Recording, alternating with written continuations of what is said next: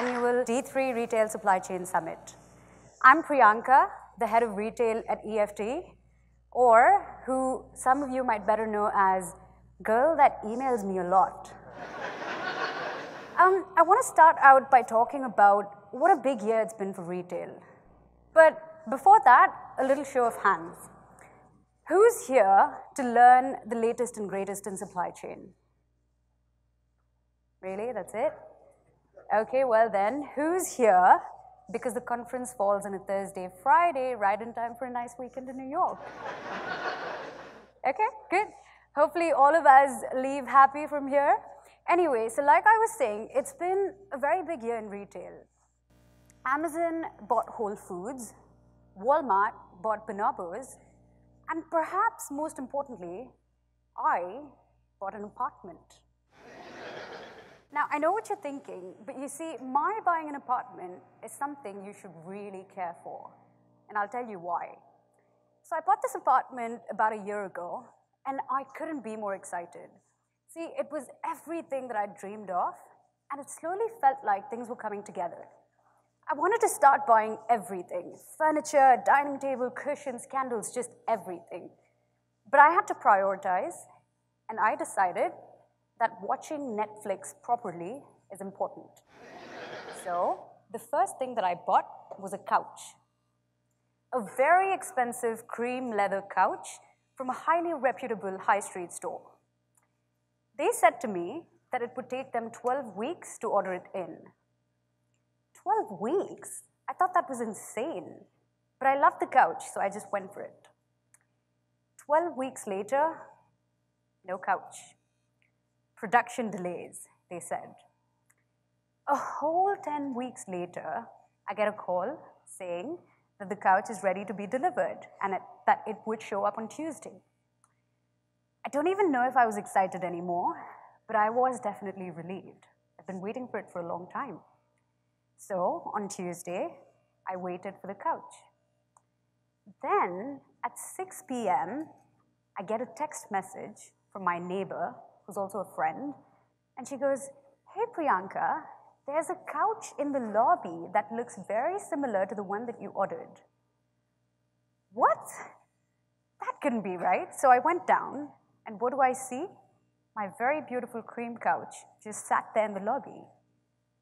Why wasn't it delivered to my apartment on the 8th floor? What was it doing there in the lobby with no heads up to me that it wouldn't be delivered? It just didn't make sense. After being very angry for about 2 days, I decided to do a little experiment. See, because I work in the field, right? So I gave their customer services a call, and I went, "What happened?" I just asked for an explanation, right? And then they put me on hold for about 20 minutes, with no good music in the background as well, just saying. And then they came back and said that our notes indicate that your apartment building doesn't have an elevator, so we successfully delivered the couch to your lobby. Now I was even more confused. A, why hadn't anyone called me? But B, of course I have an elevator. It was right in front of where they delivered the couch. Something didn't add up, so I decided to probe a bit further. I went, "Can you tell me who actually tried to deliver the couch?" She was like, "We have these notes from the manufacturer of the couch, and I don't know who the courier was." So I went, "Oh, so you drop ship it?" She was like, "We drop what it?"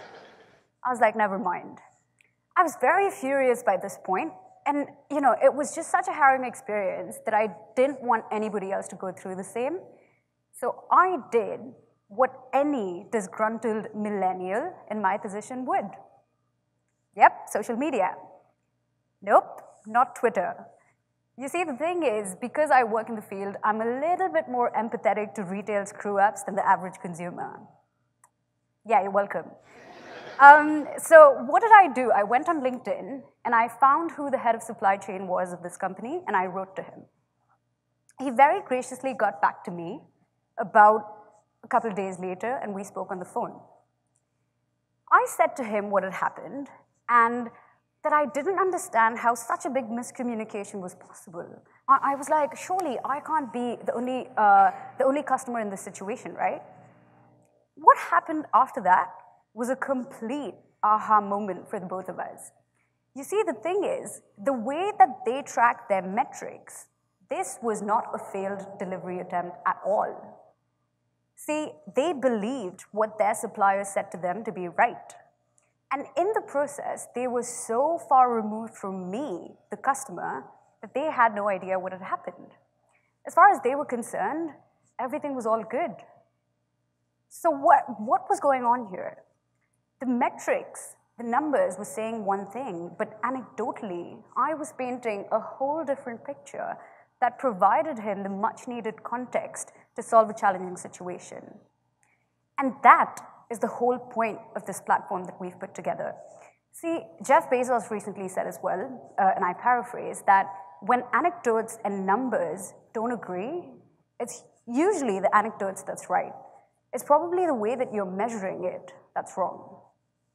So we've put this together so that we can enable an anecdotal exchange of ideas, challenges, failures, success stories, everything, through all of the roundtables and panel discussions and a lot of the networking time as well that we've set aside outside of the conference, so that hopefully when we get out of here, a lot fewer people will have to watch Netflix on the floor while their couch waits for them in the lobby.